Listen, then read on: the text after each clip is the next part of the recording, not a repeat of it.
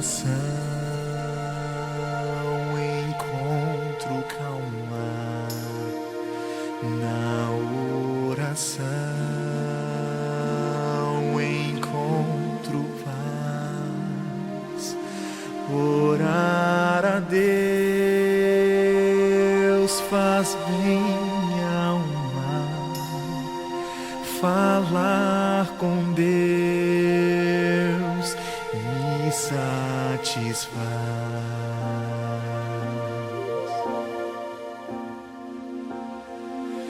Falar com Deus, que privilégio, abrir a alma ao Criador, sentir que os céus estão abertos e ouvir a voz do Salvador.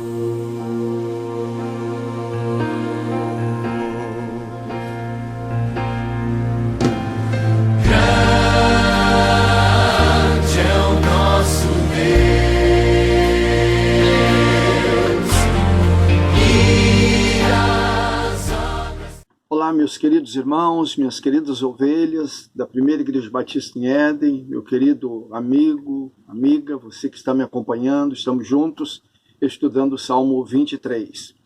Nós estamos então estudando nesta semana, que é então o estudo em cima do verso 5, que diz assim: preparas-me uma mesa na presença dos meus adversários, unges a minha cabeça com óleo, o meu cálice transborda. Amém?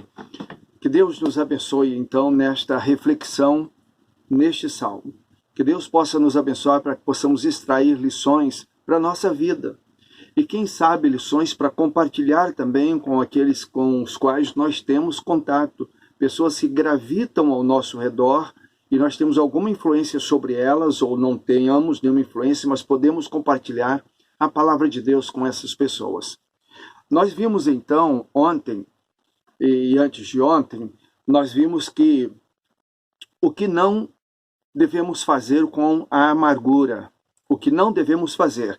Então nós vimos que nós não podemos ignorar. Se você sofre alguma amargura, algum ressentimento, alguma mágoa, alguém te feriu, você não pode ignorar isso, você não pode fugir, essa amargura está dentro de você, você não tem como fugir, você não pode encobrir, não adianta jogar para debaixo do tapete, não adianta fazer de contas que ela não existe, não adianta. E também você não pode continuar angustiando-se, aumentando então essa amargura que está dentro de você.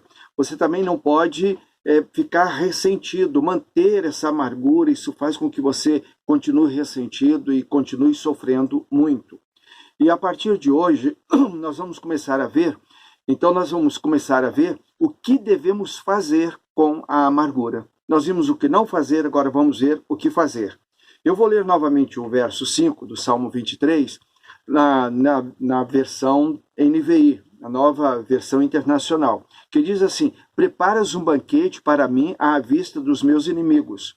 Tu me honras, ungindo a minha cabeça com óleo e fazendo transbordar o meu cálice. Amém? Vamos orar. Pai querido, nos abençoe, nos ajude, nos dê direção, fale ao nosso coração nesse momento, em nome de Jesus. Amém. Então, o que fazer? O que fazer? Deixe Deus fazer o acerto de contas. Nós vamos ver hoje duas coisas que nós devemos fazer. A primeira delas, deixe Deus fazer o acerto de contas. Não tente você resolver. Nós dissemos antes de ontem e ontem que nós devemos compartilhar, nós devemos abrir o coração, mas a solução, a resolução, o acerto de contas, Deus faz. Deixa com Ele. Você não tem que fazer acerto de contas com ninguém. Então não tente vingar-se. Eu vou retaliar, eu vou vingar, eu vou punir, olho por olho, dente por dente. Não faça isso. Então confie que esse acerto Deus vai fazer. Deixa com Ele, deixa com Ele. E o Salmo, então, esse verso que nós lemos diz: preparas um banquete à vista dos meus inimigos. Então é Deus que vai preparar. É Deus que vai ajeitar esse banquete, é Deus que vai refazer esse relacionamento. E se tem que haver uma correção, se tem que haver uma punição, é Deus que vai fazer isso, então deixa com Ele. Quando nós olhamos para o Salmo, é claro, nós estamos pensando no Davi como pastor, e ele está ali, então, pensando nele como pastor e nas ovelhas que ele pastoreava, e ele olha, então, para Jesus e pensa em Jesus sendo o nosso pastor e nós, as ovelhas. Mas pensando lá do jeito que Davi estava pensando, então. As ovelhas têm vários inimigos naturais. As ovelhas têm vários inimigos, são os ursos, lobos, cobras, carrapatos, são vários carrapichos, e às vezes elas se machucavam em certas madeiras e tal, então, pontiagudas, e eles então, as ovelhas tinham vários inimigos. E as ovelhas eram indefesas. As ovelhas, elas não se defendem, elas são indefesas. Por exemplo, elas não têm dentes afiados, elas não têm patas poderosas, elas nem sabem dar um coice. As ovelhas não podem correr. Você já viu uma ovelha correndo disparada, uma corrida? Imagina, não, as ovelhas, elas são lentas, elas são indefesas. Então elas não podem se defender, elas são literalmente indefesas. A única segurança delas é confiar em alguém. Quando nós nos colocamos na posição de ovelhas do Senhor Jesus e nós reconhecemos a nossa incapacidade de nos defender, de nos proteger, de nos guardar, então nós pedimos ao Senhor Jesus, guarda-me. Nós nos colocamos diante dele, pedimos, Senhor, conduz-me, Senhor, dê direção à minha vida. Então nós nos sentimos como ovelhas, indefesas, verdadeiramente indefesas. E nós precisamos então dele para nos defender e nos conduzir. Então o pastor provê alimento para as ovelhas, estalagens seguras, ele afugenta os inimigos. Nós vimos a tua vara e o teu cajado me consolam, mas numa versão na NVI diz, me protegem, a tua vara e o teu cajado me protegem, era para proteger as ovelhas. Então deixa com Deus esse acerto de contas. Em Romanos 12, versos de 17 a 19, nós lemos nesse texto o seguinte, nunca retribuam mal com o mal. Nunca procurem vingar-se, deixem com Deus a ira, pois está escrito, minha é a vingança, eu retribuirei. Então deixa com Deus. Se é uma situação que precisa haver realmente um acerto de contas, deixa Deus resolver isso. Deus conhece quem te ofendeu, Ele conhece quem te ofendeu. Ele sabe o que vai no coração dessa pessoa. Ele sabe o que ele precisa tratar com essa pessoa e resolver com essa pessoa. Ele sabe o que aconteceu, ele se importa com você e ele fará o acerto de contas da melhor maneira possível. Então deixa Deus fazer o acerto de contas. A primeira coisa. A segunda coisa, deixa Deus aliviar as suas feridas. Deixa Deus cuidar das suas feridas. Se você está magoado, ressentido, amargurado, é uma amargura, um ressentimento, alguma coisa está ferindo a sua alma, deixa Deus cuidar. Peça a Ele para cuidar. E o Salmo, então, o verso 5 diz, unges a minha cabeça com óleo. Naquela época o azeite era então esse remédio. Era o remédio. E era usado então de várias maneiras, de várias formas. E nesse caso aqui ele é usado como remédio. O azeite aliviava e curava. Por exemplo, as ovelhas, o pastor saiu com as ovelhas para os pastos e elas iam se alimentar e tal. E ali as moscas, os mosquitos picavam as ovelhas. E às vezes feriam as narinas das ovelhas, as orelhas das ovelhas. E colocavam ali os seus ovos. E ali então as larvas deixavam as ovelhas desesperadas. Você imagina aqueles ferimentos e agora aqueles ovos daqueles mosquitos, daquelas moscas e agora larvas e as ovelhas ficavam inquietas, desesperadas. Aí você fala assim, mas são larvas apenas, mas são as pequenas coisas que tiram a nossa paz. São pequenas palavras, são pequenos gestos, às vezes um olhar, um franzir de testas que tira o nosso sossego. E nós ficamos inquietos por causa disso. O pastor se importava então com a irritação das ovelhas e ele aplicava uma mistura de azeite com sulfa. Os estudiosos dizem que quando o pastor voltava com as ovelhas para o aprisco, ele ficava na porta e cada ovelha que ia passando, ele ia então olhando as orelhas de cada ovelha, a patinha de cada ovelha e passando o azeite, cuidando daquela ovelha, e vinha outra, ele ia cuidando uma por uma. Deixe o pastor cuidar de você.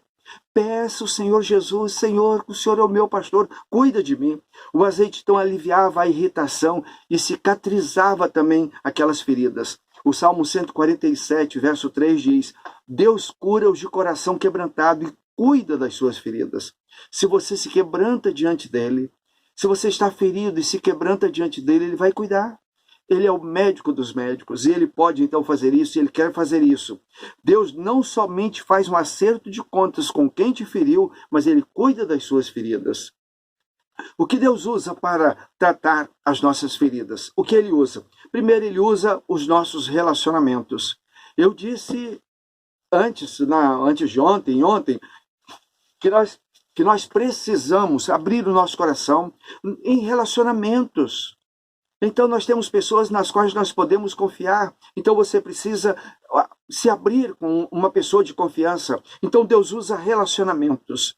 Nos relacionamentos você recebe apoio e encorajamento. Quando você ousa compartilhar, abrir o seu coração, confessar para alguém o seu sofrimento, Deus vai começar a tratar. E aí começa então a cura. Você precisa de um ombro amigo para você abrir o seu coração. Segundo, Deus usa a oração. Deus usa a oração. Quando você então se curva diante de Deus, você se ajoelha ou você fica de pé, não importa se você está sentado, mas você usa a oração para falar com Deus. Então Deus se utiliza também da oração a poder restaurador nesse momento da oração. Então Deus usa a oração. Na primeira carta de Pedro, capítulo 5, verso 7, um verso muito conhecido de todos nós: lançando sobre ele toda a vossa ansiedade, porque ele tem cuidado de vós. Então, na oração, você lança sobre ele, você diz: Deus, eu estou sofrendo, Deus está doendo na minha alma, Deus, eu estou com uma amargura lá no profundo do meu ser, Deus, cuida de mim, lançando sobre ele toda a sua amargura, toda a sua ansiedade, ele tem cuidado de nós. Deus também usa a adoração, a poder restaurador na oração, quando nós estamos deprimidos. E você vai então a um recinto, a um local, a um templo, onde o povo está adorando a Deus. Quando começa o louvor, quando começa a música, quando começam os instrumentos musicais a tocar, você começa, muitas das vezes, as lágrimas vêm aos olhos. E aí começa então as lágrimas rolarem pela sua face. Há um poder restaurador nesse momento de adoração. Então quando você está ali, começa a música e depois começa a ministração da palavra, e Deus falando ao seu coração, e Deus usa então a adoração para restaurar a nossa alma e restaurar-nos de toda a amargura. Então Deus usa relacionamentos, Deus usa a oração, mas Deus usa a adoração também. Deus usa o serviço cristão. Você está com uma profunda amargura, você está com ressentimento, e aí você abriu o coração. Você então desenvolveu um relacionamento, você compartilhou, você pediu oração, você teve um ombro amigo. E aí você vai para a adoração, você está no momento de adoração, você está ali ouvindo a palavra de Deus e falando com Deus. Você também falou com Deus na oração, você lançou sobre ele toda a sua ansiedade. Mas também você se envolveu numa prática de serviço. Você serve aos servos do Senhor. Você está envolvido no ministério da igreja. E aí nesse ministério você serve, você é servido a uma mutualidade. E nesse período então Deus vai curando essa ferida na sua alma. Deus trata então usando os relacionamentos, usando a oração, usando a adoração e usando o serviço. A igreja como um hospital onde todos os enfermos estão ali, ministrando-se mutuamente uns aos outros, servindo-se uns aos outros. E aí quem está sofrendo por causa de um ferimento profundo precisa reconhecer duas coisas para a gente terminar. Você precisa reconhecer duas coisas. Primeira coisa, a cura acontece em duas fases. A primeira fase é o sossegai. É quando você se aquieta diante de Deus. e espera. É uma imobilização, você para. Você diz para você mesmo, até agora eu fiz o que eu podia fazer. Eu fiz o que eu sabia fazer. Eu tentei todos os meios, mas agora eu vou me aquietar. E a palavra de Deus diz, aquietai-vos e sabei que eu sou Deus. E você aquieta-se e diz, Deus, vem sobre mim. Unge-me a minha cabeça com óleo, com esse azeite. Vem, Senhor, trabalha a minha vida, é o primeiro momento. O segundo momento, a segunda fase, é a recuperação, é a fisioterapia. Então você volta gradativamente a se envolver, a se relacionar com os crentes, com os irmãos, com a igreja. Você volta então aos poucos, começa a se envolver nas atividades e então daqui a pouco você percebe que está curado. Quantas ovelhas estão fora do rebanho, precisando voltar para buscar a cura e volte então, através do relacionamento, talvez usando o ombro de alguém para chorar, para confessar, para abrir o coração. Vá aos pés do Senhor em oração. Fale com Deus. Participe dos momentos de adoração. Envolva-se nas atividades do rebanho do Senhor, o corpo de Cristo, a igreja de Jesus. Então, essa primeira coisa que acontece em duas fases, o sossegai e a recuperação. Mas a segunda coisa que vai acontecer é que depois da cura fica a cicatriz. E aí eu quero terminar lembrando a você, fica a cicatriz. Você pode escolher ficar olhando para a cicatriz e se lembrando de quem te feriu. E se lembrando que há 5 anos, que há 10 anos, que há 50 anos, alguém te magoou. Alguém te feriu e você sofre e você carrega esse fardo. E agora você foi curado, mas você fica se lembrando e olhando para essa cicatriz. Mas você pode não ficar olhando para a cicatriz. Você pode olhar para ela e dizer, Deus é Deus. Deus me livrou desta ferida. Deus me curou. Ele veio sobre mim com o seu amor, a sua graça, a sua misericórdia. Então você olha para a cicatriz e você lembra do que Deus te curou. Você lembra quem te curou. E você lembra do amor de Deus, da graça do Senhor. E você está pronto para seguir uma jornada feliz com Jesus, louvando e glorificando o Senhor, porque Ele te restaurou. Então, voltando ao verso para terminar, preparas-me uma mesa na presença dos meus adversários, unges a minha cabeça com azeite e o meu cálice transborda. Que Deus te abençoe, que você possa experimentar esta restauração, este renovo, você possa experimentar isso pelas mãos do Senhor Jesus, o nosso pastor. Amém? Deus te abençoe. Vamos orar. Pai bendito, muito obrigado por esse momento, obrigado por este salmo, obrigado porque Jesus é o nosso pastor. Obrigado porque Ele quer resolver as nossas causas, Pai. E Ele quer curar as feridas da nossa alma.